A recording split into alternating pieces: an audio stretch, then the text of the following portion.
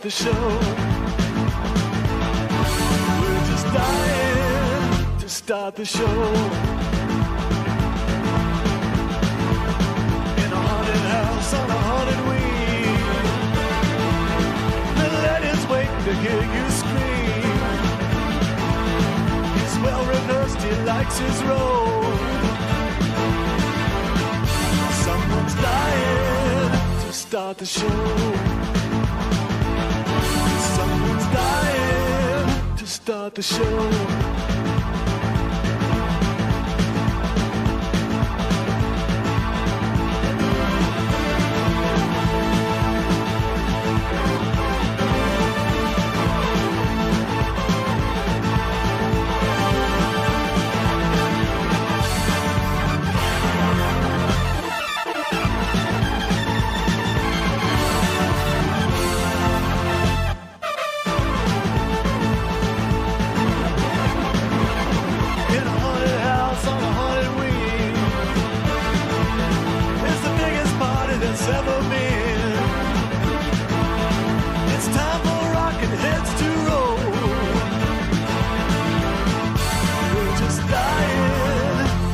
The show. We're all just dying to start the show. Somebody's dying to start the show. Somebody's dying to start the show. Hey, look, everybody, there's another room. Come on. To start the show. Somebody's dying to start the show.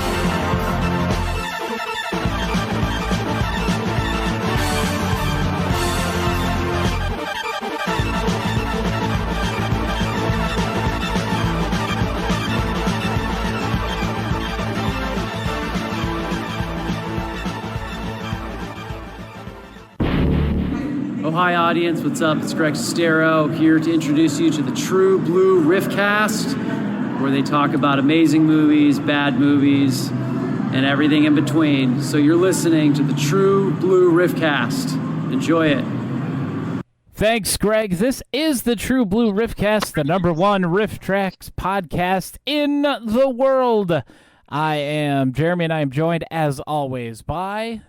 Sup, everyone? I'm Dave. And we have a special guest this week. What? Yeah, go ahead and introduce yourself, special guest. Hi, I'm Special GS. I am, of course, with the headquarters of Twitch. I'd like to congratulate you gentlemen on doing a wonderful job. No, of course not. I'm Jesse Shade. Yeah, Jesse Shade, friend to the podcast, friend of mine, friend of Dave's. It's nice to have you here, Jesse. Nice to be here. Wonderful to be here. And you guys may wonder why we have a special guest today. If you haven't been paying attention on social medias, that's because today we are talking about the 30th anniversary of the independent film HauntedWeen. HauntedWeen? HauntedWeen. I thought this was allegedly a Riff Tracks podcast. Allegedly, yeah. Sometimes we, take it in a little bit different directions, but yes. Hey, it's our show and we can do what we want, right? Yeah. But we've talked about this movie. We've mentioned it a lot over the last years. we have referenced HauntedWeen quite a bit, especially in reference to Light Blast. Maybe we should talk about that later on when we actually talk about the movie. But.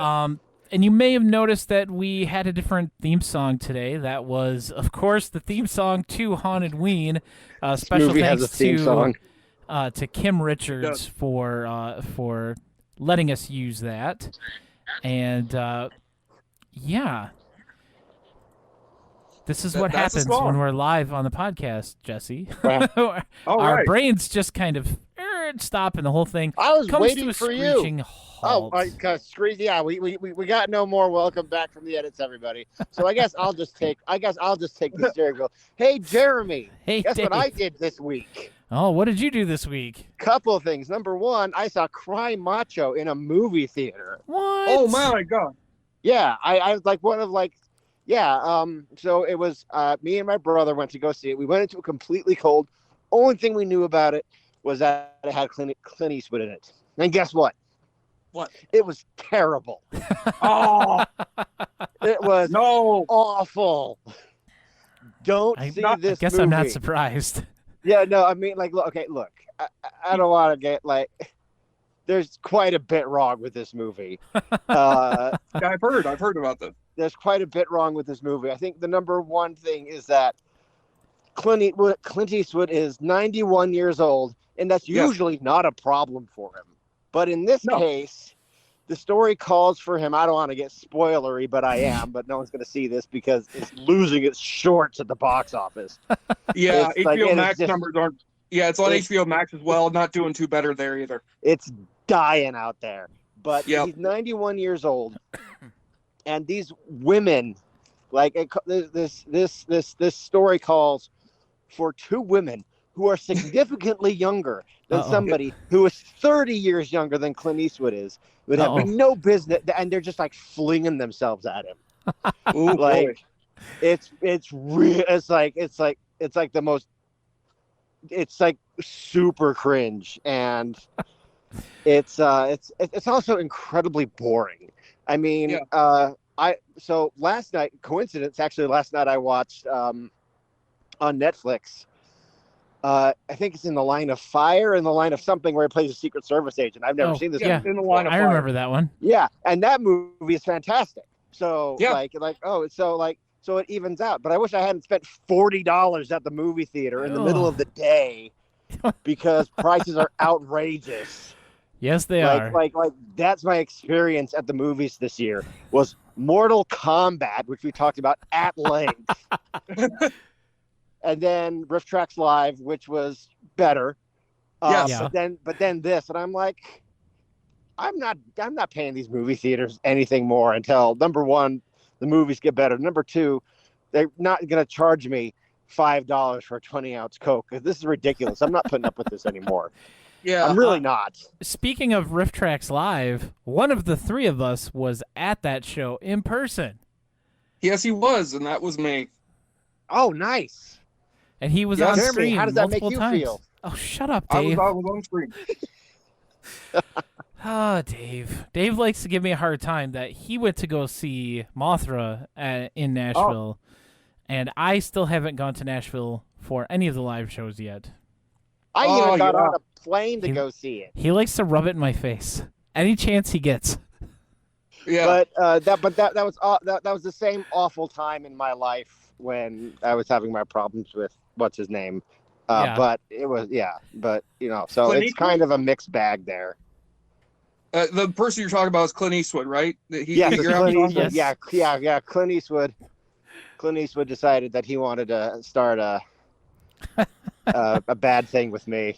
Yeah. And I just trashed his movie in front of everybody. But no, Clint Eastwood is a good filmmaker. Usually. I will use this. I will use this as a segue into our talk about the box office, the weekend box office, because it's no longer listed at all. What? Oh, really? What? So my dollars went to total waste. Yeah. Yes. To go prop up Clint Eastwood, me and my brother and the three other people that were in the theater. Yeah, out of the 22 movies that are listed on here, it's gone. It's gone. Oh my God, well, I mean, that's unbelievable. Okay. That's probably a good thing because this movie was not good. But movies that are still on here, The Boss Baby Family Business. What? The sequel to the stupid Boss Baby movie. Yeah, couldn't get through 15 minutes of that. Fast 9 is still on here. It's at the very bottom, but it made $3,000 this past weekend. Where's Avengers Endgame, Jeremy? No, that's finally gone. Man, we were talking about that for how long? Like months and months and months. We were talking about how much money that movie was still making. No, number one, of course, is Venom 2, Let There Be Carnage.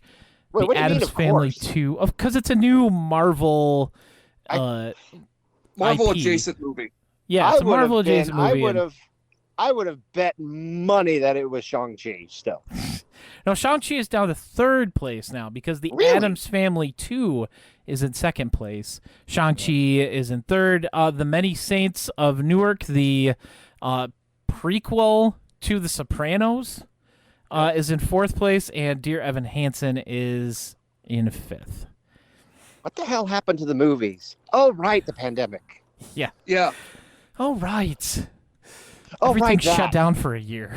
Yeah, the number one thing in all of our lives for the past year and a half. Yeah. That thing. It's just gone, yeah. Oh, So, man. but I actually have been to a movie theater not too long ago when I was in Nashville to see both The Suicide Squad and Free Guy. I actually quite enjoyed it. Yeah, Still, we just watched Free though Guy it the is, other day. though and it was Dave pretty is good. not kidding. Yeah, Dave is not kidding about these prices. It took me $25 to go see Free Guy for one. Really? I'm not. Yeah, and no, Oof. it was in 3D, but it wasn't worth the 3D. No. I'm breaking up with movie theaters until this is fixed. Movie theaters. Yeah, This is not acceptable. What's happening? No, not at all. yeah. I mean, but, they have to no, recoup some money somehow, I guess, but yeah, but you're Not talking for about me. I'm gonna say Adam's Family in particular it's impressive. It's at number 2 because that's also in VOD as well. That you could rent for $20. So really. kudos to that on there. Yeah, I noticed the same thing with the Paw Patrol movie. That one That's still premiered in rather theaters? high. And beat that out Cry Macho. Yeah. Yep. But Cry Paw Patrol Macho has was a chicken in on it. Paramount Plus for free for people who subscribe to it. So the fact that it Yeah. has made almost $40 million in the theaters is pretty good. They for, love them little dogs. kids movies. Yeah. Yes, they do. Oh boy. So, like I said earlier, we're going to be talking about HauntedWeen, but that's going to come in a minute because we'd like to let everybody get to know our special guest Jesse Shade a little bit. He yes. is as I'm sure you've been able to tell, he's a big fan of riff tracks, going to the live shows and all that stuff. Now, Jesse, I wanted to ask Yes. you a few questions today. Fire away, sir. What was your first encounter with riff tracks? Oh, it was actually I was a big fan of MST3K up to that point, like most or many of us were, and I was a big visitor of Satellite News, of course, the MST3K fan site. Yeah. And Nice. so yeah, Oh, yeah, and they had a news item in 2006 about how Mike Nelson was starting up this new site called Riff Tracks, where basically he was doing the MST3K treatment for modern Hollywood movies and doing these MP3 commentaries. You buy them, you listen to them while you're watching the movie. I was on board with the idea right away because I loved the show, got back into it after getting a break from it for a long time, and just Like was, we all did. Yes. And of course, when Mike, Kevin, and Bill all got back together slowly but surely, and that sort of became the crux of the website, I just sort of slowly got more and more addicted to it. And of course, then they started doing the VODs with the B movies. It started to feel a lot like how when Mystery Science Theater 3000 used to do a lot of these old corny B movies. So it's a great balance to hear that, as well as getting to get some new jokes and movie stuff, because it is a huge influence on my own work, and it's definitely a huge improvement on my life, because I don't know where my life would be without Mystery Science Theater or Riff Tracks, quite honestly. It's been a great savior. Nice. Yes, indeed. I feel the same way, honestly. So what are some of your favorite Riff Tracks releases over the years? Oh, well, the one that comes to mind immediately, just because it's a movie that I grew up with as a kid, is, of course, Super Mario Brothers, the movie. Nice. Daisy! But yes, of course, it's for one thing, I love it because Bob Hoskins is one of my favorite actors out there. Always good to see him in a leading role of huge significance, which he never got to do too much in his career. God rest his soul. And of course, it's just a incredibly weird and wacky story how this came about from this incredibly popular, one of the most popular video games out there, and they just turned it into this, whatever this is. They just really, take the living life and just choke it out of it. The Riff Tracks guys, and they do an incredibly funny job. But of course, the other ones are pretty standard. Birdemic, of course. Everyone loved it. What more can you say about Birdemic? Rotor, of course. Gotta go with Rotor there. Rotor's great. Yeah, amazing. And one that I could find incredibly underrated, Cyborg Cop 2 is one I always come back to. That is Yes. definitely underrated. Yes, I would agree with that 100%. And I was fortunate enough to actually get to talk to a little bit to the director of the movie, Furstenberg, because I reviewed one of his earlier works, Ninja 3, for my show on Joe Blow. And yeah, incredibly nice guy, and incredibly humble. And just really great to hear some feedback from it, especially from a guy whose work I find incredibly amusing, especially in Cyborg Cop 2. That's Travis, Carter, and Simmons. They're my boys. Nice. So, you've been talking a lot about your show. What is your show? Awfully Good Movies is the show that I do on the Joe Blow Videos channel of YouTube. I've been doing it since 2014, like 7 years now. Unbelievable to think. I guess I'm technically the longest running show on that channel.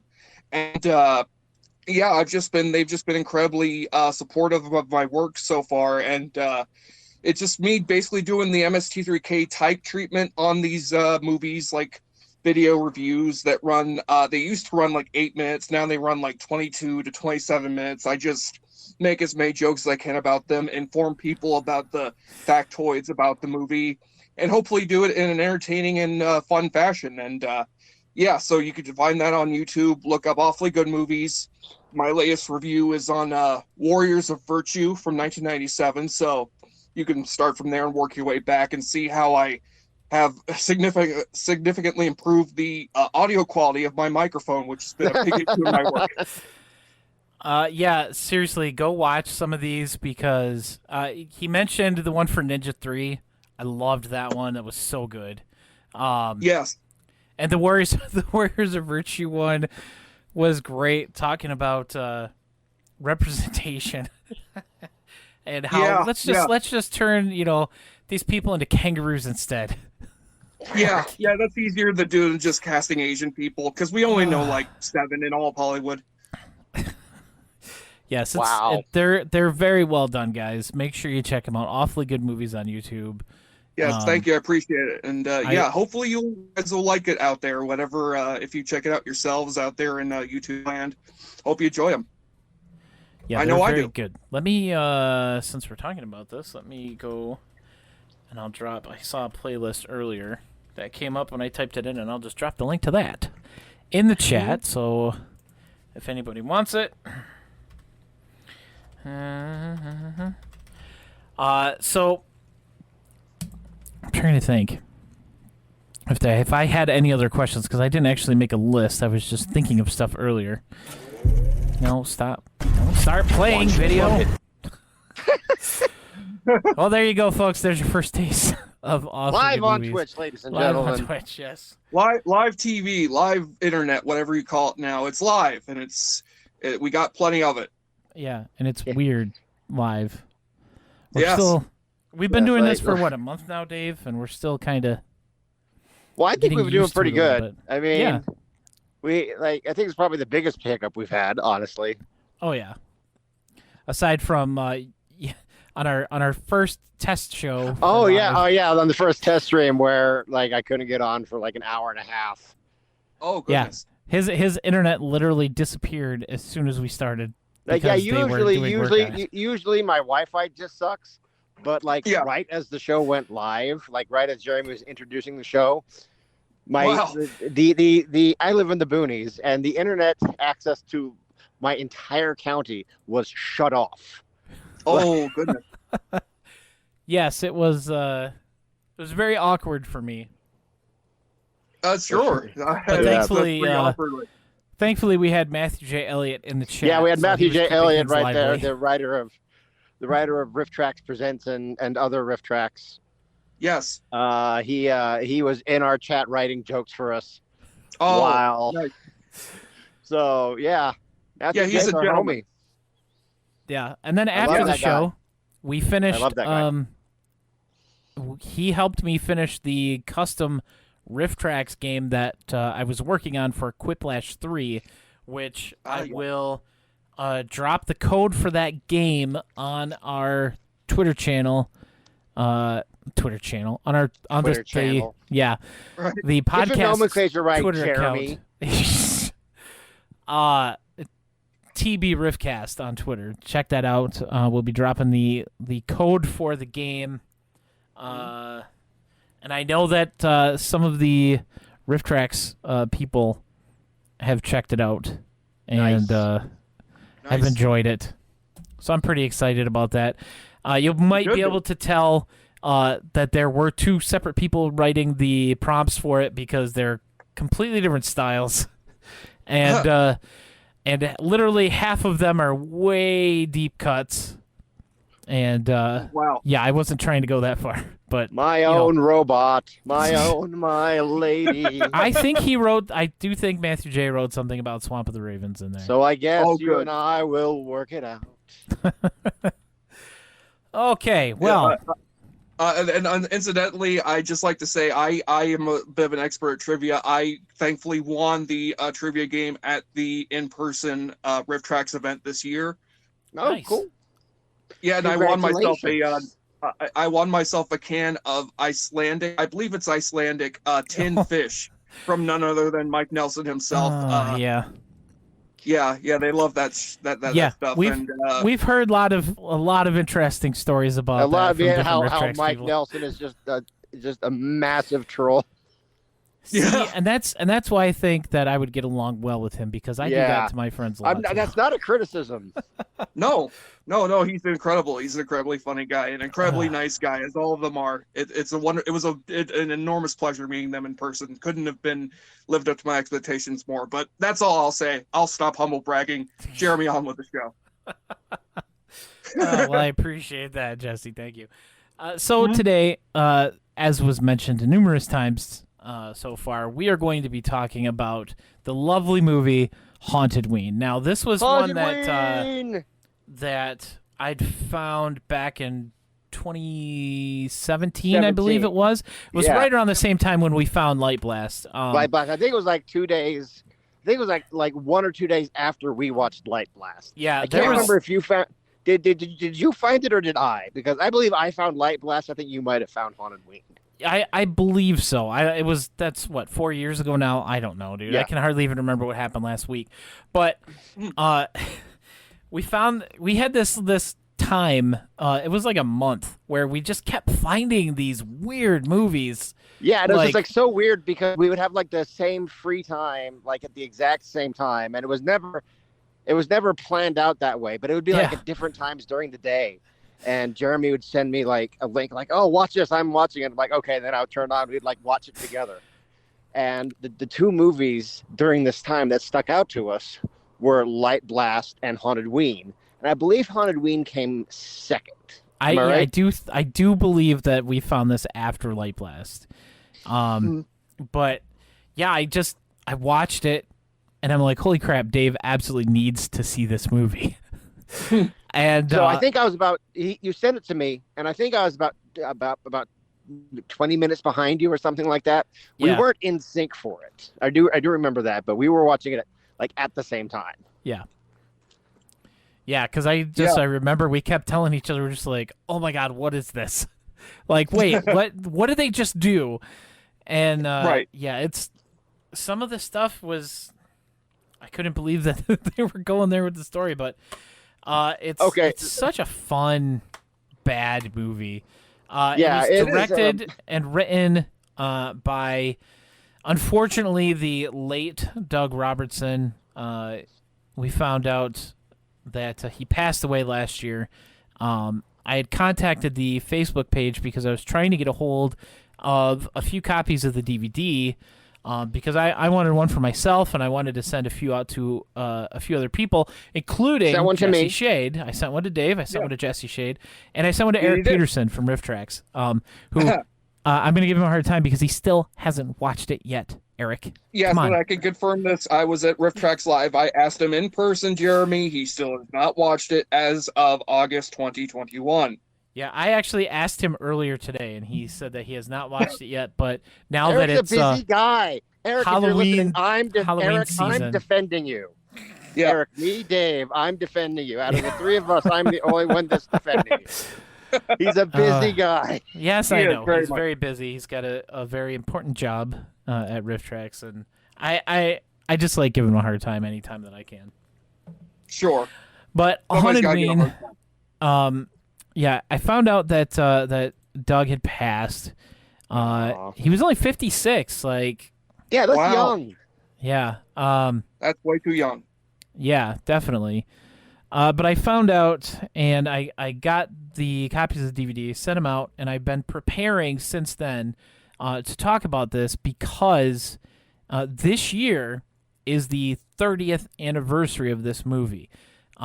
After digging around through some interviews online, I found out that the movie was actually released in July.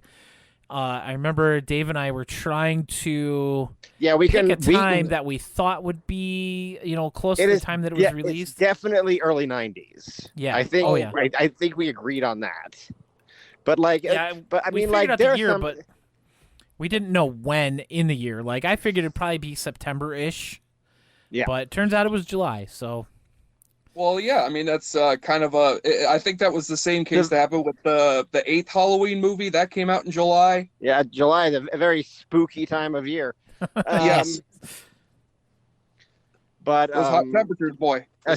yeah, especially for a movie named HauntedWeen, you would think you would want it to be released around Halloween, but no. Right. Yes, No. it's like no, 4th of July weekend. When it was Yep. initially released, it was... He shot it in 1989. It was filmed in August of 1989. Really? Dude, Wow. it has mega early '90s vibes, and I'm surprised it was 1989. Yeah. Because He- so 1989, He was a Wow. little bit ahead of his time. Just a little Yeah. bit. But Yeah, it was it's hard direct to blur out the video. line. Yeah. Go ahead. Sorry. Sorry, it was direct to video. He actually just got it into video stores. Oh. He's not a horror movie fan. He doesn't like horror movies. He doesn't watch. He wait, didn't watch what? horror No, movies. that is not true. That is cannot true. be true. He actually made this That- movie. We learned this in the behind the scenes thing. He was talking with some people about making a movie, and they said if you're going to make a movie, you want to either do horror or action adventure. And he was like, well, action adventure is a little bit out of the price range. So we decided we would go with horror, and if that does well, then we could use the profits from that to go on to action adventure. And, of course, we know how that turned out. But he never made another movie. nope. But You he filmed this one in Kentucky. He wanted to prove Yeah, I thought that, it was. Yeah, it was like I knew it was either Kentucky. I was wondering about that before because it was Kentucky or Tennessee. Yeah, it was filmed in Bowling Green, Kentucky. He wanted to prove that you could make a movie in Kentucky. Of Wow. course, you didn't make a movie in Kentucky. Yeah, you can make a movie anywhere, but But I mean, especially in the South, that's certainly a place where life is cheap. But I don't presume to know anything about the South. I'm sorry, South. You're good people. Hopefully. hopefully, yes. But yeah, we found this movie, and it's got some moments in it that really just sunk their hooks into me. Before we get into those, though, we should really actually start talking about the story of the movie itself. Yeah. Okay. So, it's very strange because Yeah. it starts out with like it has a weird kind of. I mean, I don't know how much we're going to go frame by frame in this movie, but it starts off and it has this weird kind of like staticky kind of like found footage Blair Witch kind of project feel to it.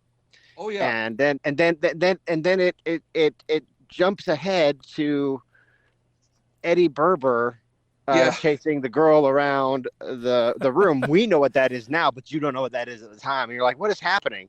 Yeah. Yeah. And then like, it has. I couldn't believe it when I saw this the first time. It's like this movie that was released in 1991 has oh my God, it has. I'm still in so much disbelief about it 4 years later. I can't even get it out. The title is in Comic Sans. Comic Sans. That's how you know you're in I'm for a just good like- time. What? It's like, And- oh and- man. Incidentally, I have to believe that was like done after the fact, because it doesn't look anything like it would have been done in '89 or '91. I mean, it looks like it was done on Movie Maker Pro in 2007. It does have Way that after feel. Maybe. But I mean, Oh man, so anyway, so we cut to a haunted house, and he's sitting there, and I guess he's like 13, 14 years old, and he can't lie about his age to get into the war. I mean, to go into the haunted house. He wants to be in the haunted house, but they're like, no, Eddie, you're too young to be the guy giving the scares in the haunted house. So go wait out by the road and Take the direct money. cars. Yeah, take Yeah. the money, and have him drive up to the house and whatever, and just read some comic books or something. So he gets bored, and he has a mask with him, and he goes into the haunted house, and circumstances, etc. He ends up chasing a little girl around in some kind of barn or something. And, right, like inside the haunted house. Yeah, they like- need her to. Yeah, so he's chasing her around. She freaks out, and then somehow the girl. This is something that, like, oh my god, like she somehow accidentally impales herself backwards while she's running forwards around in a circle, but she ends up getting impaled on a stick. Yeah, something that.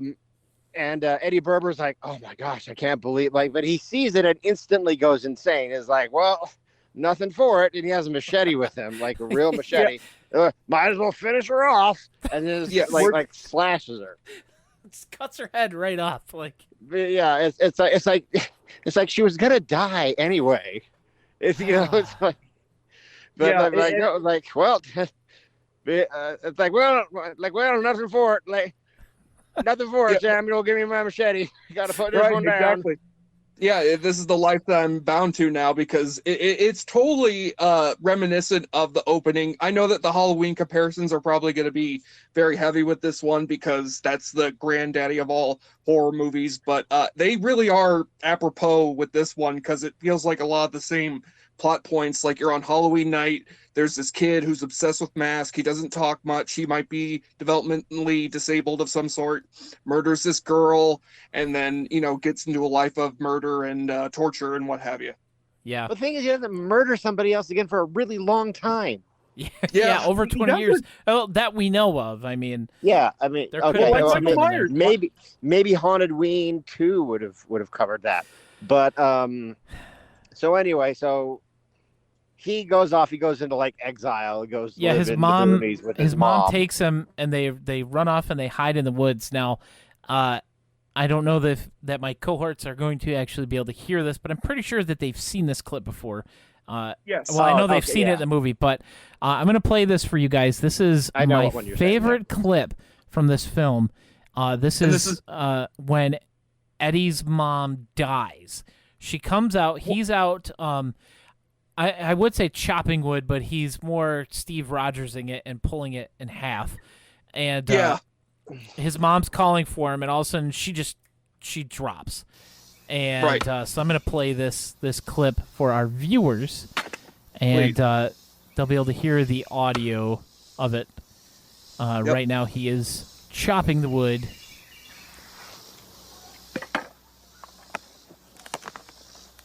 Not gonna be able to hear it.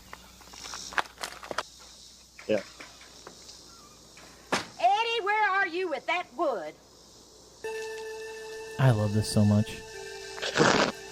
Like, I mean, not the fact that his mom dies, but No. like this yell, because it takes on Darth Vader's yell of no from the end of episode 3. Revenge Alright, of the here- Sith, 2005. Right. Yes. All right, here we go. Here's his yell.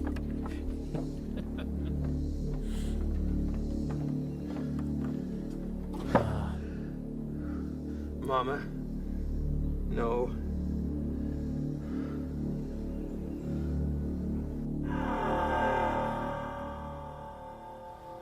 No, Mama. Mama.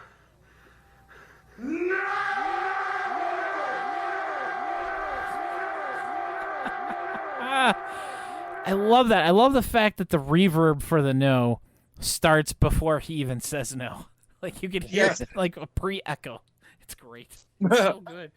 Ahead That's one of of the his moments time. that just totally like struck me the first time I saw it. I'm like, what in the world was that?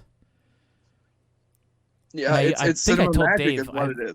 Immediately I'm like, Yeah, Dave, check this out. you did warn me. Like, yeah, that was like one of the first things. You're like, you have to watch. Like, that was one of your selling points. Yes. But for me, all I had to do was see that Comic Sans title, and I was like, all right, I'm settling in here. Yeah. So we jump ahead. Like I said, this was 20 years from the time that he was a little kid.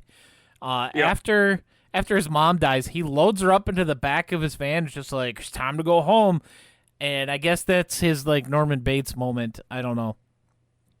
Oh but yeah, then- there's another horror movie they cribbed from, Psycho, and then to an extent Friday the 13th, because he's also kind of like a Jason Voorhees kind of brute living in Yeah. the woods. His mom is dead, just one of many elements that this movie takes off from. Yeah. Then we go to a frat house for Sigma Phi. Yes, with And, some of the of most course- repulsive people you'll ever meet in your life. There's Absolutely. there's a frat party, and for some reason they're rocking out to movies to music from the 50s, because why not? I mean, that's what you do, right? When you're in a frat, you listen to music from the 50s. I don't know. Yeah. The head of the frat, Kurt, who was the first couple times I watched this movie, that was the only name that I could remember besides Eddie. was his fun name. fact, that guy in the frat leader, he went on to go be the hero in the movie Spiker. Oh my God. That's not true. I lied. That's Oh, a total okay. lie. It gonna sounded say, plausible though. I looked him up on IMDb, and I'm pretty sure that didn't happen, Dave. No, No. he did get typecast as a reporter in a lot of small bit parts on TV shows, but I want you both to acknowledge that I got the hell out of you just now. yes, You did. That's Because good it job, sounded Dave. plausible. But they're there, and he makes an announcement because they received a letter from the main fraternity office or whatever. And they're like, And- pay your bills. Yeah, they're like, you Yeah. haven't paid us dues in 6 months. You've given us $17 and like 31 cents or whatever. You owe us $3,700 if you want to stay a part of the fraternity. And that was Right. $1989. So they Right. decide that they're going to throw another party and charge people $3 to get in. They only need Yeah, over well, 1,000 people to come. I mean, why not? Right, Of and course, that after doesn't the- happen. Yeah, because this is after the guy sort of goes into a religious pastor impersonation, and Yes. he's like saying to them, I beg of you all, please give us $100 each, and then they all jokingly throw trash at him and go, We don't need to be in a Yeah. fraternity. And you got to wonder, why do you need to be in a fraternity to be a bunch of dumbass partiers in college? Yeah. That doesn't cost It any doesn't- money. No. No. But it's What does cost them money is the party, though, because they end up Yeah. like I don't think they make any money from this because they keep no, having yeah. to go out to buy more kegs, and they've got all this stuff that they got to pay for. Their plan is very poor. Yes. yeah. It's Yes, it like is. so. It's just like the cost of the party to raise money for the second party. There are two fundraisers in this. There's the Yeah. party fundraiser, and there's a haunted house fundraiser. Now, from what I was able to gather from their logic in this, is that they use the proceeds from the first party that was unsuccessful Yeah. to get their frat dues from, but there was enough to go put up this haunted house and go fix that up. They're spending way more money raising money. Yes. Because and- dude, okay, anyway, but my point is that they're being really stupid about this. yes. I mean, They are. they're college students, so I don't Yes, know what else and, you would expect, but What else can you expect, indeed? this was, of course, after I forgot to mention this. This was after what I like to refer to as the boob boat. Oh, God. Oh, when Kurt and his girlfriend are like laying out, sunning themselves on a dock, and all of a sudden a bunch of the other frat brothers come up on a boat that's got a couple other topless women on it, because you got to have that in a horror movie in the 90s, right? But Well, you know it. But the most bizarre things happens. Like this scene has the most bizarre ending. I don't mean to cut you off, Jeremy, but I just want to like as you're about to say this, I want to have the final say because I think this is one of the more bizarre things. Yeah, go is for how it. this scene ends. Go ahead. Oh, go ahead. I thought you had something else to say. I'm sorry. No, the way that this. So like they were interrupted doing whatever it is that they were doing, and these people come up and they get off and they're going away and they're all singing the theme song to Gilligan's Isle. Is that what they were singing? I was wondering what they were singing. And I'm like, what is this? What? It's the greatest hits of television theme songs here in this horror, here in this college boner movie. That's gonna. It might be because horrific. a little bit later we get a cameo from one of my all-time favorite game shows, Press Your Luck. Yes. It shows up on the TV. I was hoping it was going to be the episode with that guy who like cheated the Press Your Luck people out of all that money, but no, it was not. No. But they at the end of their party, their failure of a party, Eddie shows up and convinces Oh, God. What's the guy's name? Coinky Dink Man. Hank, my favorite character, Hank. Well, what? Oh, really? Oh, Coinky is he? Dink. Guess what? He's my least favorite character in any movie ever. I cannot tell you how much Hanks repulses me, and I watched the special features on the DVD, and Hanks, the guy, that's actually like Hanks is the last name. So it's his name of the actor in real life. His name's not Tom though. And the actor is up there being like, well, I was brought in here to play this character, HauntedWeen, but I'm just here playing myself. And I'm like, I hate you. like this is how you really are? Right. I mean, the one question I would pose to you, both you guys, is what would be your least favorite Hanks, this guy or Chet? Ooh. That's a hard one, right? That I would have to flip a coin for that. No, Hanks. Yeah. Hanks, hands down. This That's Hanks, my policy. Okay. That's my policy on the True Blue Riffcast from now on. is that a character, like anytime there's a character that's horrible, I'm going to say, well, at least he's not as bad as Hanks.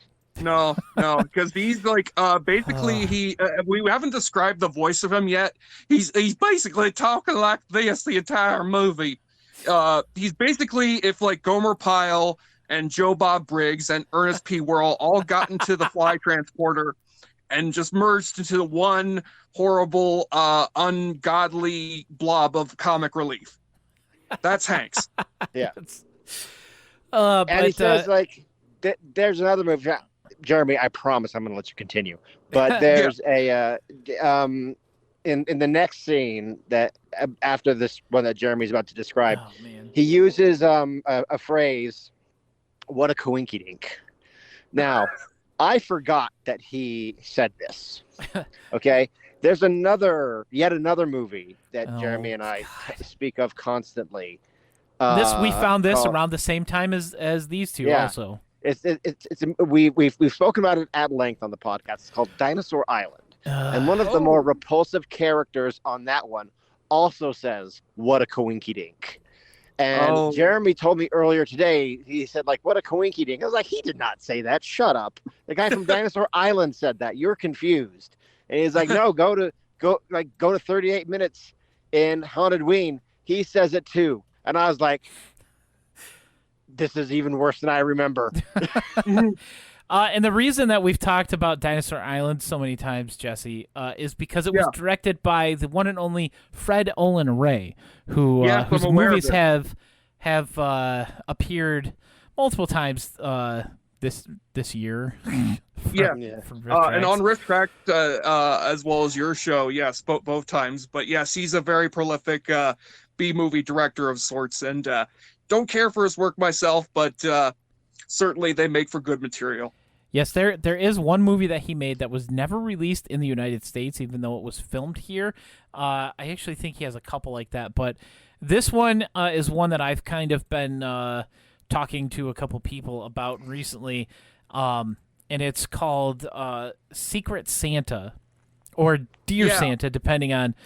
And I've watched that movie a couple times, and my favorite part is that it was filmed, I'm guessing guerrilla style, in a shutdown Santa's village. Yeah, I was about to say, As in the like Santa's that's the Village one of that we Madness. watched. Like that. That's the one that we watched that took place on the set of Santa's Village of Madness. Okay. Yes. Yeah. But anyway, back to Haunted. Back to HauntedWeen. Yeah, sorry. I'm Haunted sorry, Ween. Jeremy. I have a bad habit of derailing the podcast. Right. Yeah, we like to free associate all over the place. No, because I was about to say that Cry Macho also has Clint Eastwood saying "What a quinky dink," but we won't get into that. If I did, I must. What a quinky dink! What a coinky dink! What a coink! What a coinky dink, Raffo! What a coinky dink! The cops are never gonna believe that I raped you. That's the thing he says in the movie. Oh God! Okay, but back to HauntedWeen. Yes, back to HauntedWeen. So Eddie shows up at the party, and gives Hanks the key and permission to use the old Berber house. Obviously, he has the key because it's his old house. But yeah. So then we get the great idea. Hey, we're going to use this for a haunted house, and then we get a fixing up the haunted house montage set to the theme from HauntedWeen. Uh-huh. Can we talk about for just 1 second about how neither Kurt nor Hanks, well, Kurt brings up the fact it's like, and he just gave the keys, and he didn't ask no questions. And Hank says, "No, why the hell would I? Who gives a crap? You know, I'll be like, it's a free house. I mean, like, we already had one failed fundraiser here. Why not go do another that's going to be way more expensive? Doing something none of us ever done before in a mysterious." Be like, it's just some alumni. Who cares? Yeah, he specifically says, well, maybe he just wanted to do a good deed. Oh, people do good deeds all the time, and that's questionable logic at best. Questionable. Yeah, he's like, I learned that in psychology 311 Psychology or whatever. 311. Yeah. Here at the University of Tennessee, Kentucky, Nebraska, Louisiana. But after they get done fixing up the house, and I would be remiss if I didn't mention hot beef here. Yeah. Is there's a big beefy dude, and I don't mean like fat, I mean like he's like muscly, and he's just working on stuff without a shirt on, and we affectionately refer to him as Hot Beef. Yes, he is the movie's mascot, Hot Beef. Hot Beef, yes. But after they're done fixing up, they're sitting around a campfire and they're singing songs, and they decide to tell ghost stories. And some girl, the daughter of the town sheriff, gets up and she relays the story of Eddie Berber, basically what we already saw happen. So in case you forgot over this past 45 minutes, and it's very reiterated it's to us. It's very possible you would have forgotten. Yes, This simply horrible... because nothing has happened up until this point. Two of the people go off to go skinny dipping, and and he gets one. We finally get our first kill of the movie. He stabs one guy in the neck, in. which is horrific. Yes, yeah, and it's actually a good effect. Like it is. And then it's followed up by a not so great effect. And then it's followed up by the killing of naked girl. Yes. Like he just twists her neck a little bit, and you hear somebody like crumpling a plastic bottle or something, and it's slow motion. It sounded it's really like bad. celery. Yes, it sounded like celery to me. It was very bad.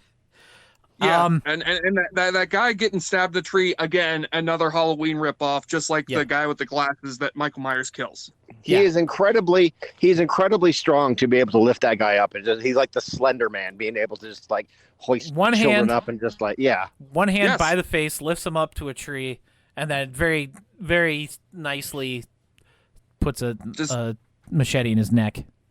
Yes. It's not quite as gentle as Robert Zadar slicing the injured man's head off in the hospital in Samurai Cop, but Sure. but it's not super rough, but it looks really good. Like, I was surprised by the quality of the effects on that one, honestly. Yeah. Compared to everything else in this movie. Yeah, I was about to say then strap in because you're not getting any more of that. No. No, you're getting some very poorly done FX, but I mean, they had a very small budget. I'm trying to find it. I know I saw something. I think they made the movie on $65,000. Wow. I'm surprised they had that much money. Yeah. $65,000, and nobody got paid. Oh, of course. I would think so. Well, of course no one got paid.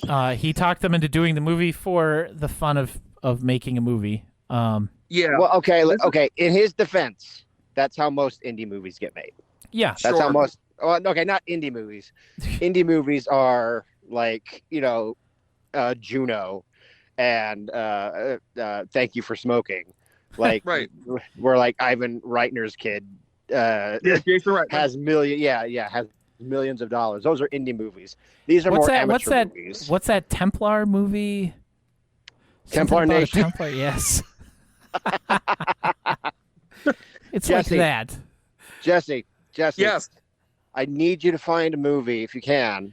It's on Okay. Amazon Prime to called- watch for free. Called Templar Nation. And when Okay. you watch it. Get back with me. Add me as a friend on Facebook. Get back with me Yeah. and tell me what you thought about it. Okay. Nobody. I'd love to. Nobody tell Jesse why I want him to do this. Okay. Okay. I'm fascinated. All right. I'm already a part of the Rhythm Nation. Might as well be a part of the Templar Nation. Yeah. There you go. You might as well be. Yeah. He talks about it took him 22 days to make the movie, and they had local franchises of Subway and Domino's and RC Cola, and they were contributors. Like there's a lot of RC Cola shirts in the movie, and that's part of it. They provided They them all the only food and have craft services. Like he said, Yeah, because RC Cola is not the first cola that a movie would immediately go to as their big sponsor. no, not at all. And I That would be like Coca-Cola. But he does say craft services was a highlight on the movie set. No one went hungry, and some people even gained weight. Oh, But Wow. yeah, I But hope it wasn't Hanks. I wouldn't want him to ruin his svelte figure. no, not at all. So after our first kill, 51 minutes into the movie, Yeah. well, it's technically not the first kill if you count the flashback scene or whatever at the beginning. Yeah. They splitting open hairs. up the haunted house the next day after going to campus and handing out flyers for it. And in the meantime, while they're doing that, Eddie is in the house, and he's creating a secret room that he calls his kill room, obviously. Yeah. And he's setting that up the whole time while they're canvassing to get people to come. And then they finally open the haunted house that night, and we get the look at the wall of hands, which Yeah. is not creepy at all. No. It's No, just this a bunch is of like frat a- guys with rubber gloves, and they are grabbing women. Yeah. Specifically women. I think the only guy who gets felt up on that wall is Hanks. Probably. Yeah, I think so. But yeah, that right there is just a potential Me Too, whatever you can situation right there. No, that That's did not definitely- exist in 1989. No, it did not. It did not. But it Unfortunately, did not know. no. But No, we can discuss the merits of the Me Too movement on another podcast, or possibly never. yes, All right. I'm good Yeah. with never. That's Yeah. Hey, especially think I'm in qualified. association with HauntedWeen. yes. Yeah. They show the first actual room in the haunted house, and it's this really lame, like, emergency room setup where the guy's Yeah, making Dr. terrible Phil. puns, and he has a flamethrower. Like, I need to. Like, how in the hell did they get their hands on an actual flamethrower? These college students. That's what I want to know. At least in Once Upon a Time in Hollywood, they set that up. So Yes. like Leonardo DiCaprio just doesn't come out in the middle at the end of the movie with a flamethrower. Like, where'd that come from? Right. Yeah. Just like Chekhov's flamethrower. Yeah, Right. and that's exactly what it is. Because we'll get back to the flamethrower in a little bit. Yes, it was very poetic ending. Yes. Incredible ending. So, one of the patients in this hospital room goes out to pop a squat in the bushes. Oh God! And This That- is that- I think that's in quite Red this frankly, is foul. We it's actually quite see frankly a my woman. worst favorite scene. Worst favorite. It's my like- In least Rip favorite Track scene. 4. In Okay, Rip look. Track 4, this is known as taking As making pulling a a Becky, Becky. right? Yeah, Yes. Becky, I was literally about to bring that up, Jesse. They, Where's like Becky? okay, for those of you who don't know, and if you're listening to this podcast, I can't imagine why you wouldn't know this. But Right. in the movie Birdemic, there's a character named Becky who is they're being chased by the birds. They're on the road for many days, and night never falls. Right. Yeah. So Ramsey and Rod are just hanging out in the just taking a nap in the Yeah. car, and Rod wakes up, turns to Ramsey, he's like, "Where's Becky?" It's the best just- line, the best Yeah, delivered be line like, in the movie. and pardon me, Twitch, but Ramsey goes, "Oh, she's out taking a shit." Yep. Yeah. So. Yep.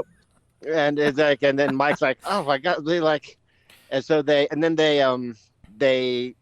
cut to Natalie and Becky going out to like take a dump, and they're They like, sure "You're do. not going to show this, actually, are they?"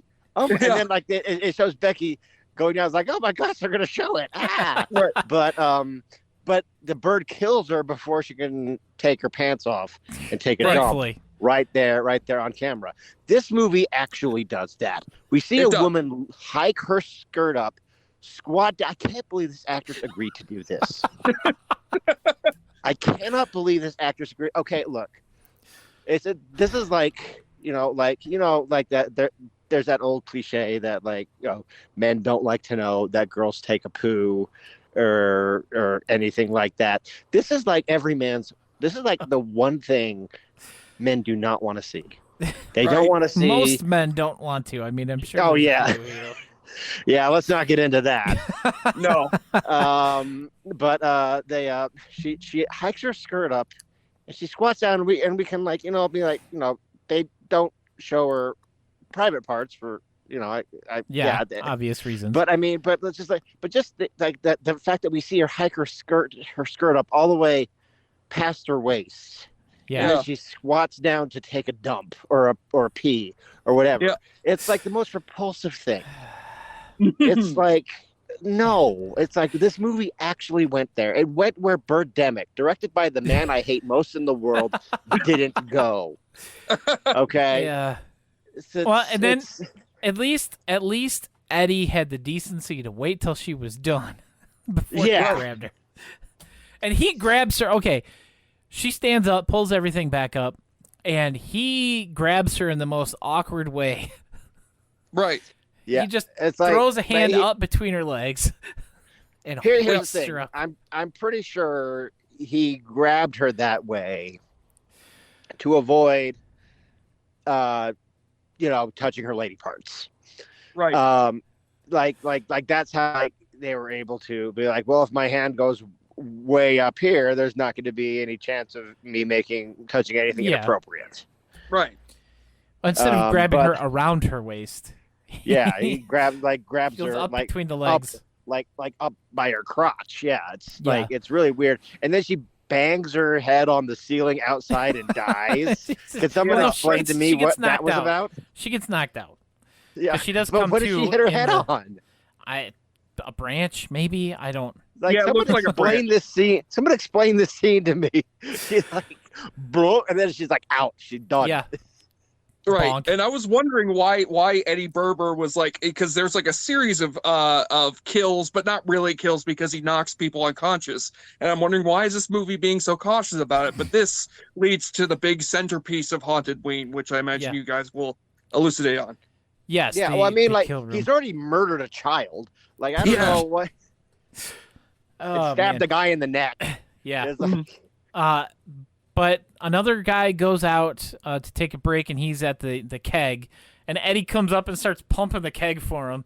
And he's like, "Oh, thanks, man. That's a cool mask, by the way." And Eddie just looks at him and punches him square in the face and knocks him out. Yep. yes. I'm like, "Thank you for doing that, Eddie. I appreciate that very much." Right. And he takes them both and sets them up in his little kill room and leaves the door open. And people are like, "Oh, look, there's another room here." And, like, these kids come in. And we get this one kid. I hate those kids. And Yeah. he is so excited to watch these people get killed. Like, Yeah. so he Wow, has, she's a good actress. he has the face of a kid on Christmas morning who just, like, opened, the thing he wanted most, his Nintendo 64 or whatever. Yep. And he's so happy to see this, but She's so happy. That was a young Brian Laundrie. I'm sorry. Sorry. In one corner of the room are the two people he killed, the guy he stabbed through the neck, and then the topless girl, and he just, like, threw her on top of him. Right. Then we see his dead mom in a rocking chair, which obviously, again, psycho. Psycho. And then there's the girl and the guy that he knocked out. And the girl, she comes to, and she's just like, "No, this is real. This isn't part of the show." And they start, like, laughing. And they're like, applauding, "Yay!" Yay. And they're like, "Oh, she's a good actress." And then he, like, picks up a chainsaw. Yeah. And he goes up behind her, and he literally, like, nicks the back of her neck. Yeah. And that's it. I'm like, what? Okay. Why not just take the whole thing off? Okay, here's the thing about this room, this scene in particular. All the people in this room are incredibly stupid. Yes. Like real people are dying, being murdered right in front of them. People get squeamish at movies. Like in Jurassic Park, okay? We knew that the dinosaur wasn't eating those people. We know that, okay? Yeah. But we still get like, "Oh, gross," be like, we're still horrified. You would know if somebody was, if someone's life was getting snuffed out right in front of your eyes. Yes, there's a big difference between snuff film and Jurassic Park. Yes. Yeah. But these people believing. Yeah. That these people believing that what they're seeing is an act. Okay. Forget about the horrible production quality of HauntedWeen itself. The concept that if you can see someone's life being snuffed out and just think that it was like a cool act, that doesn't happen to like real human people. No. Right. So yeah. And I guess with the nick on the back of the neck, instead of doing taking your head off completely, it does kind of make it slightly more believable that it wasn't actually, you know what I mean? Like, oh, they got fake and this blood is in where the the chainsaw, production whatever. qualities of HauntedWeen actually come back into it, because But then yeah. we get the next kill in this room. And this one, there's no way that you would see this and think that it was not real if you saw something like this happen. Right. He's got this guy, like, kneeled down. He's got his arms tied up. And he walks up and he shoves a baseball in his mouth, completely in his mouth. Like, it's like so the whole, like, easily, light bulb no trouble. thing. Yeah. And he changes his mask for some reason, and he unfurls this banner that he made that's supposed to look like a baseball scoreboard, kills, strikes, and balls. And because Eddie Berber in his years of exile became a big baseball fan, but he was able to attend so many dang baseball games. Yeah, they were able to pick up baseball games in the forest, Yeah, it was the only thing that their antenna could get. Right. He walks around, he picks up a couple of bats. Like, one thing is like, what was it, like a spiked bat or something? Yeah. And he's like, "No, I don't want this one." He picks up a regular baseball bat. And he walks back over, and the little kid's like, "Yeah, knock his head off." Yeah, batter up. Yeah, That kid's a batter up. psycho. And he swings a couple times very slowly over the guy's head, and the one of the little girls is like, "Strike one, strike two," and then he takes a big swing and he knocks the dude's head right off of his body, Yes. and they cheer. Yeah. They sure do. Like, if I saw that, there's no way you could fake that. You know what I mean? Like, in fact, there's actually a recent scene from What We Do in the Shadows. Have you guys ever watched it on TV? yes, Not yet. I do love that show. Yes. The most recent boxing thing? episode was they were in Atlantic City, and they had this like one of the vampires had a trigger where they had the guy like punch this guy's head off in a boxing match, and everybody in that room is just freaked out and horrified by it. That's the appropriate reaction for what this is going on here at Halloween. Yes, that is definitely would be the appropriate reaction. Yeah, and also I think that you would not be able, unless you were like a supernatural strength type of guy, I think that you would just basically put a big dent inside of his face. Yeah, Yeah. there's no way. Yeah. Yeah, you But I break think his that kinda, nose, like, maybe his moves into, orbital like- socket. Like, Right. I think that there's like, I think if there had been a HauntedWeen 2, Mhm. like if I were doing it, if I were writing the script, I would probably be like, because like spoiler alert, Eddie Berber is probably dead. Right. But I think I would like fill in like those missing 20 years to kind of like see how Eddie got that way Yeah. after the kill. And like I think in the vein of the Friday the 13th movies, I think he would have to be supernatural. Like we would go in the way they did with Jason, Mhm. and just like beef him up. And because originally Jason, was just like the dead baby in the first movie, but I think you would go back. I think there would have to be a supernatural element to Eddie Berber's colossal strength. Oh, totally. Right. That's the only way you could go. So Eddie has to refill his kill room, Yeah. and one of the people that he grabs is Kurt's ex-girlfriend, because they did kind of have a fight This is disgusting. and break up. Yeah, it's a big a storyline throughout the entire movie, which really doesn't go anywhere except it's just like pointless love drama in the middle of this slasher horror movie / boner comedy. Yeah. And he basically duct tapes her to the wall. Yeah. Yeah. Okay. Now this was good. See, now I will give them credit on this because this was kind of like good, kind of like production use of duct tape. Yes. To kind of like hide, like, because obviously they're not going to be able to cut this woman's arm. Yeah. No. So there's like tape it up and like put like, I don't know if it was covered in the special features or not.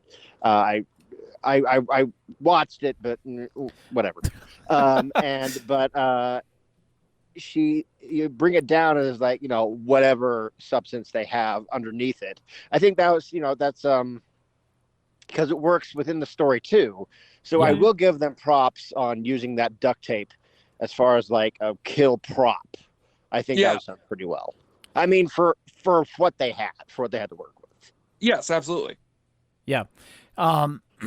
He basically, slices her wrists. Yeah. Like as he's got her taped up. And she loses a lot of blood. Yeah. Oh my God. How she didn't die is amazing. Somebody finally realizes that it's real. I think it is Hanks that realizes. Yes, that Hanks it's real. comes in to save the day. He says, "What are you people doing? This is real going on." And then suddenly the big They're line of dead. the movie. and then we jump into the big chase scene. Chase scene. Well, Hanks uses the flamethrower on the exactly. guy while he's in his kill room, and he goes down his secret entrance in the floor and through the the crawl space outside, I guess. I'm not really Because he sure what that was planned for supposed to this. be. He planned to get caught. Yeah. Right. And he goes and he runs to his van, which is inside the barn, crashes through the van door. The cops showed up at this point. They're inside the house. And I love how that, did all they, these people die? And you I all love that watch they this? make a point when he's trying to escape. He pulls up in his van next to the cop car, opens the door, and stabs the front tire of the police cruiser. And they play their little sting music that they do all the time, their little dong, as he's stabbing the tire, like putting it on the same level of him when he's stabbing these other people. It's hilarious to me. Kurt grabs the shotgun out of the car and runs after the van. Shoots it, and the van explodes. The van explodes. And you're like, oh, geez, it's finally over. And the van kind of rolls, off to a stop, and it's on fire, and we're like, yay, finally, it's done. Nope. And the van starts driving off into the woods. The end. The movie just kind of stops right there. And the movie that's it just falls off a cliff. Now, Jeremy, I think we need to talk about the connection to Light Blast in this, because Light Blast ends completely differently, but exactly the same. It's a very similar way, and that was one of the things I remember we talked about, because a lot of the movies that we found during this time period all just kind of quit. Like they okay, I'm they done. have nothing. It's like nothing happens for a really long time in the case of HauntedWeen, and then it's just like balls to the wall madness for like 20 minutes, and then it falls off a cliff and ends. Yep. And of course, Light Blast, famously ends where the guy accidentally hits his own LCD watch and melts himself. And you got Eric Estrada. He just looks in. Estrada just looked down, just like, well, nothing left to do, and he walks off, and the movie's over. Yeah, he turns around to walk away, and the movie just stops. And that's the same type of thing that happens here. The movie just stops. It's like at the same time we said to ourselves, like, that's exactly how Light Blast ended. It's like, what? Yeah, the movie just kind of gave up. It's like, nah, this is enough. I can't do anymore, guys. And then it's just like, and then the theme song, dun, dun, dun, dun, like after all that horrible death, you get the, you get the amazing we're just theme dying song to start the show. It sounded kind of like it's sort of like a old Nashville late '80s type of song that you would record if you give like the guy $1. Yeah. Now, correct me if I'm wrong. Like over the credits is like one of these movies where they show like production stills and like be like look at the great fun time we had making this movie,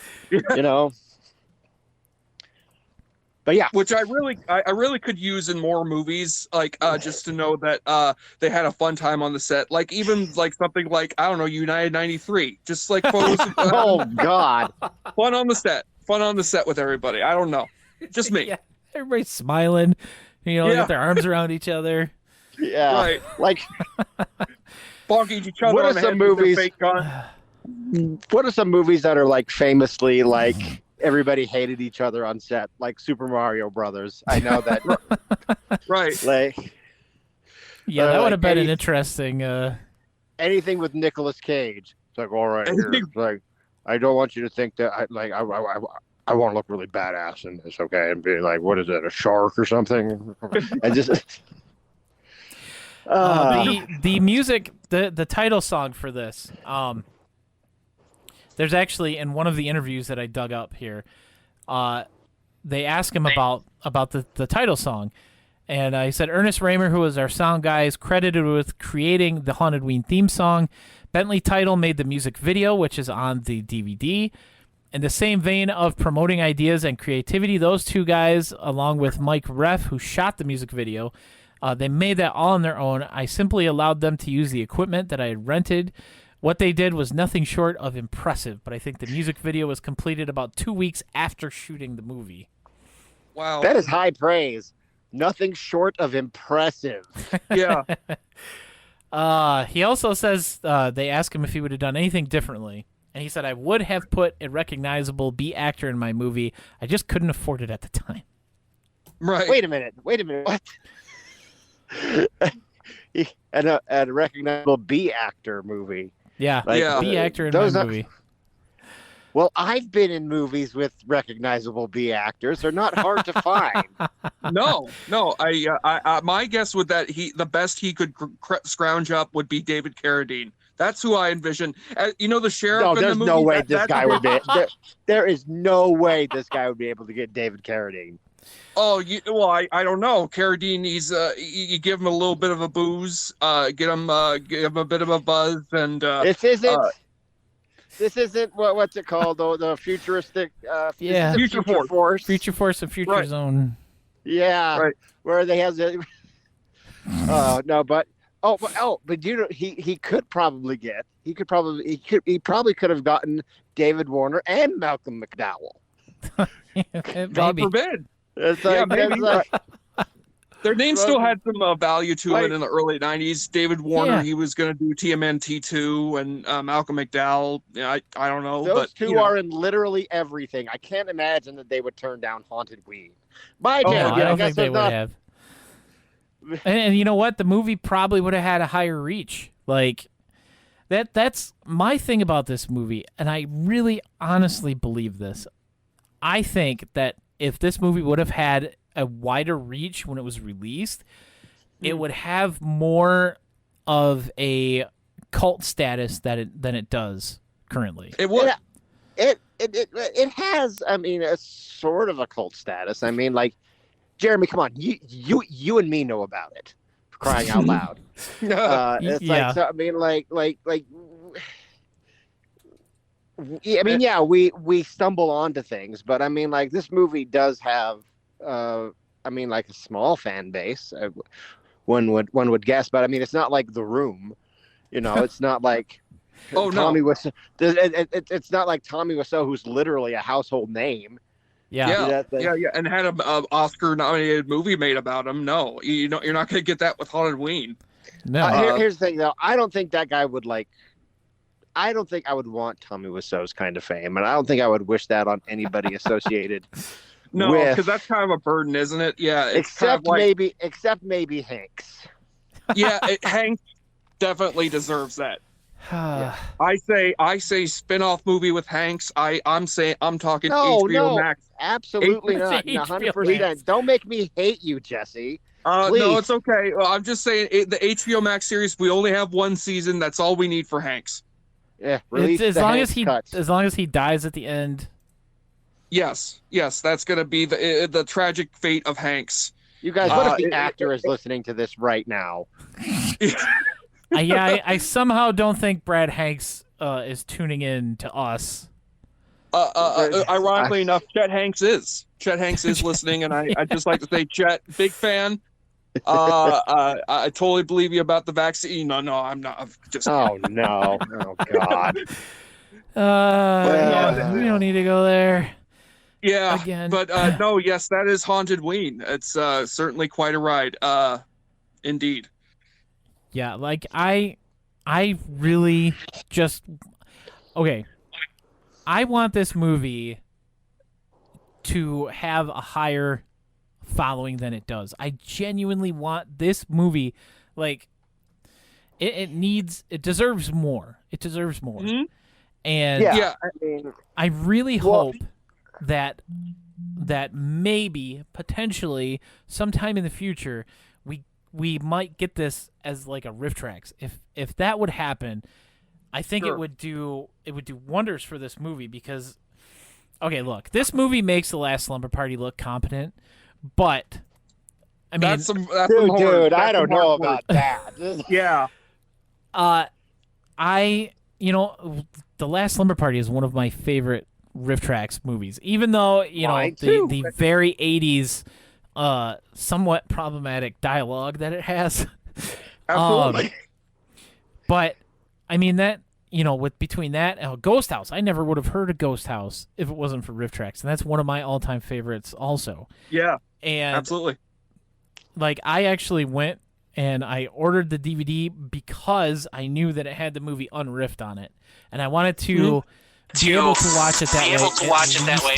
Oh, I'm sorry. That phone call. I was just getting in the middle of the episode. I apologize for that. I was like, I was oh my gonna say, gosh, why- am I dying? Why is this what heaven is MST3K like? starting? What's going on? No, I'm here to announce I am the new host of Mr. Science Theater 3000. This is all Trick. I'm the third host of the next season. I apologize to you guys. But no, I would please, probably give it apologize another for interrupt- chance if that were Yes. the case. Yes. Yeah. No, please go ahead. You do a Yes, better But I job just- than I whoever's doing it right now. Yes. I just Jesus. Okay. Dude, fix that. That's funny. I'm sorry. That's funny. You know what? And that's yeah, it what's was. that's what's good about having live That's stuff. live. That's live because you theater get for you. weird That's stuff live like that radio happen for you. all the time. You I just really hope beyond anything else that this movie is somehow able to reach a wider audience. And that's one of the reasons why I wanted to talk about it for its 30th anniversary. I really think this movie deserves more, and I hope that people listening to this will either watch it online because it is available on certain websites that are free and public, and maybe that would potentially lead to them buying the DVD, and then, hey, check this out. Here's this DVD, or here's this link to this. You should watch this movie. It's great. It's not good, but it's so much fun to watch. And this is one of those ones. Dave and I talk about this a lot. We talk about HauntedWeen a lot. Well, no, Yeah. I mean, we talk about how a movie having character kind of counts for Oh, yeah. something in and of itself. Yes. And this movie, This to movie has me, it in spades. Yes, definitely has that character behind it.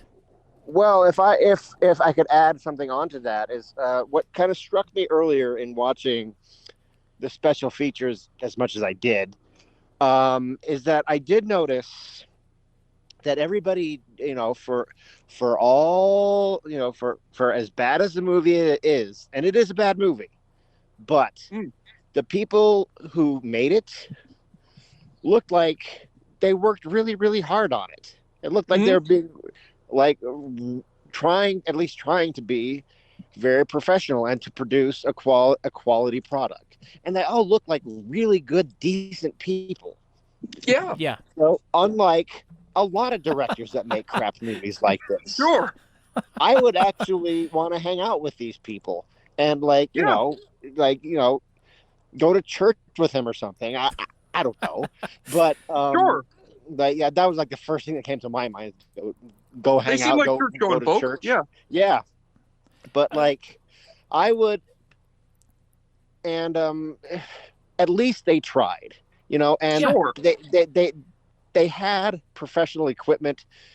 They, some of, their characters might have come off as utterly repulsive, but the people behind everything Except for are Hanks. good people.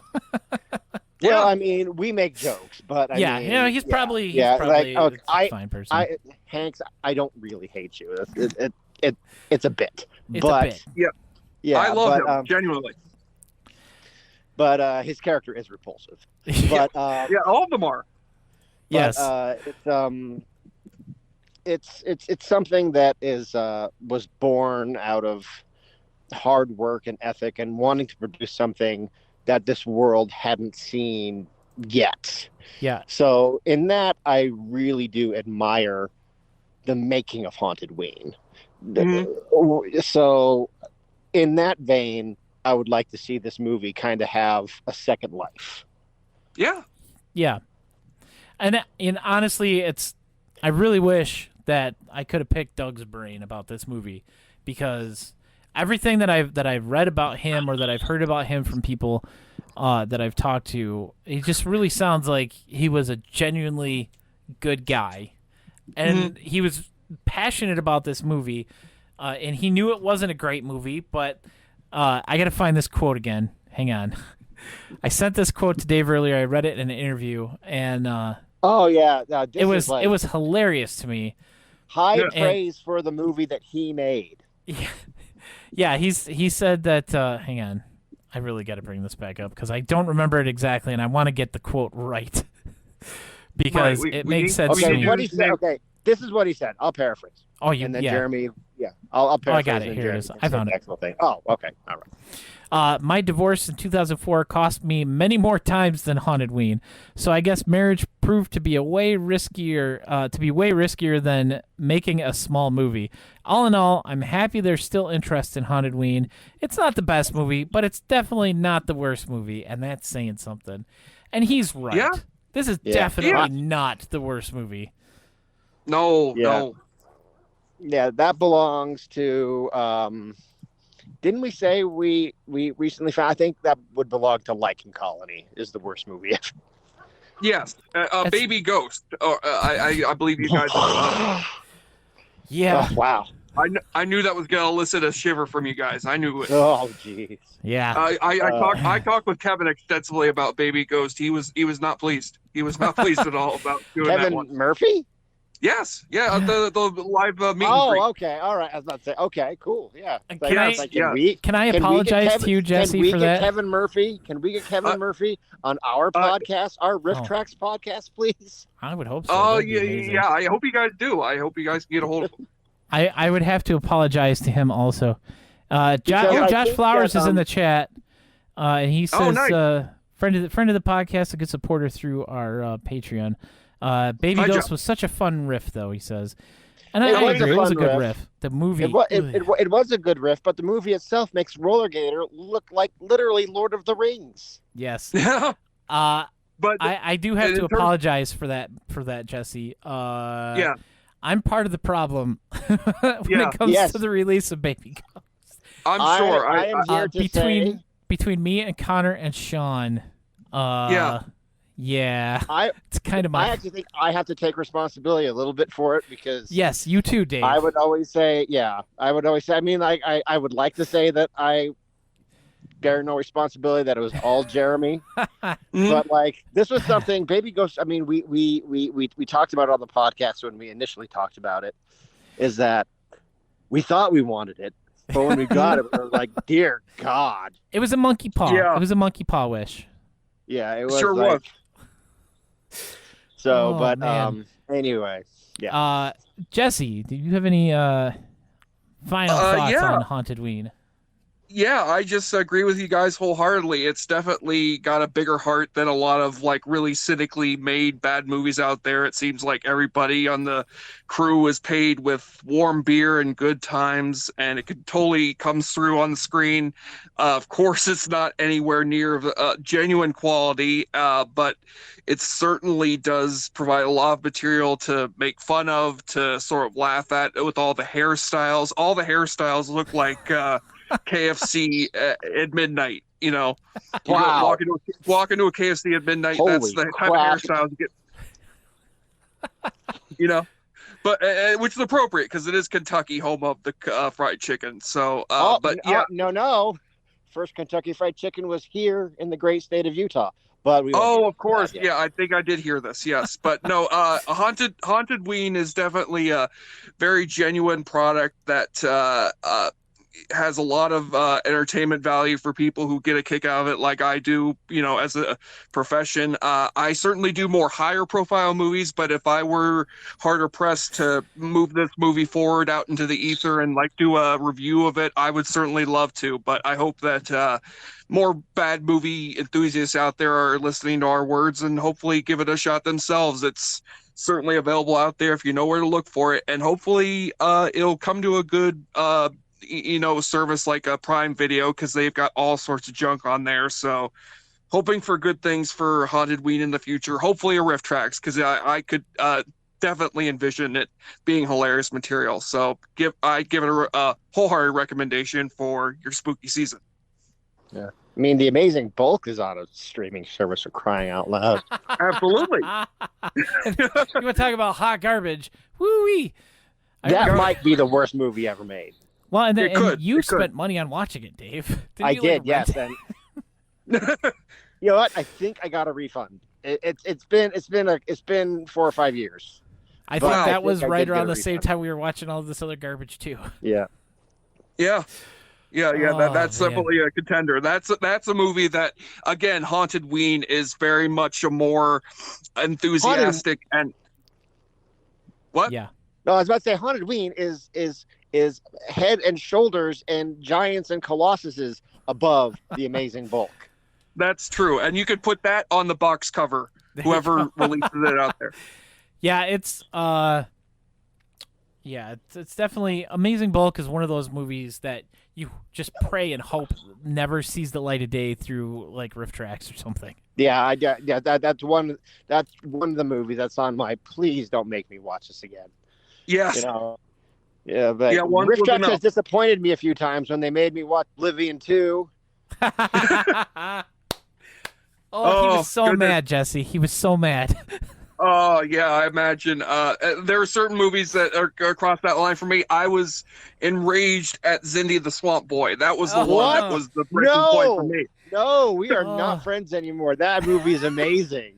It has It is amazing. such an amazingly happy ending, Jesse. I don't know what you're talking about. Oh, my goodness, yes.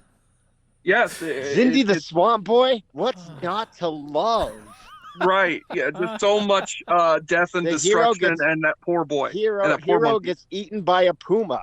Yes, that's right. It was a puma. Oh I man. keep thinking it was a tiger, but it was a puma. Zindy. And we did talk about that one before here on the podcast, folks. I don't Zindy. remember I believe, exactly yeah. which episode it was, but Zindy is dead. Dave, don't you put that evil on me. Don't you put that evil on us, Dave. Oh, But yeah, so HauntedWeen. HauntedWeen, hooray. yes. Hooray for HauntedWeen. Definitely go HauntedWeen, check it out. And W. Doug Robinson, wherever you are, we cheer in your honor and thank you for this magical gift you bestowed upon us. Yes, thank you. Thank you. Mhm. And thank you to Kim Richards. And, one more thing. Yes. I gotta say, special thanks to Hanks. There you go. Yeah. Yeah. That's A special my response. thanks to Kim Richards, she who is the person in charge, I guess, of HauntedWeen now. She was with Doug. She was his girlfriend. Yeah. And so he basically tasked her with trying to keep this movie alive. We had a really long conversation when I ordered the DVDs, and she's a wonderful person. And thank you, a special thank you to her for letting us use the HauntedWeen theme song as our intro today. It was nice to have something a little bit different, and it definitely felt right using that. Yeah. And a special thanks to all of our Patreons because the Patreon is back. Oh, nice. After our month hiatus, while we were trying to get our live show thrown together and up and running, right. yeah, we're back on Patreon. So if you like the podcast and you want to support us, you can head to patreon.com/TrueBlueRiffcast, and you can throw us a couple bucks each month to help things along on our end of things over here. I've said things way too many times, but I am Jeremy. You can find me at pbandawesome.com. I'm on Twitter at pbandawesome. And don't forget to follow the podcast on Twitter at TBRiffcast. And look out for that Quiplash 3 custom game code. I'll probably put that up tomorrow because I don't have my Switch next to me and I can't get the code. So I'll be putting that up there tomorrow, so make sure you look out for that. All right. All right, and I'm Dave. You can check me out on Twitter at dchadwickauthor. You can check me out on my website, davechadwick.info, and you can check out my novel Monkey, which is now $3.99 on the Kindle on Amazon. You can get that. Go to Amazon.com, search for Monkey Dave Chadwick, download that. It's a great time. Help me out. Leave a review. And we'll be best friends forever. BFFs, Yes. as they say on the internet. Buy it and read it. It is a very funny book. I greatly enjoyed it. And I'm not just saying that because Dave is my co-host here. I did actually enjoy the book. Nice. right. Thank you, Jeremy. I appreciate you. Yes. And Jesse, go ahead and Yes, let yes, people know I'm what's up. Jesse J. Yeah, I'm Jesse Shade. You could find me at Instagram at ShadyBaby1990, but you could also specifically find me on YouTube and Joe Blow videos, where we got awfully good movies coming every month or so, new episodes coming out, and we got a new one coming up for Die Another Day, the Bond flick, in time for the new Bond flick. So keep your eyes open for that one. It should be a lot of fun. And Facebook, Jesse Shade. If you want to find me, you can find me out there. Just give my name a search. And that's going to do it for this week. We will see you guys next week right here on the True Blue Riffcast. Watch the money plane. In a haunted house on a haunted ween. It's the biggest party you've ever seen. Gonna raise some hell, gonna lose control. We're just dying to start the show. We're just dying to start the show. In a haunted house on a haunted wing. The ladies wait to hear you scream. He's well rehearsed, he likes his role. Someone's dying to start the show. Someone's dying to start the show.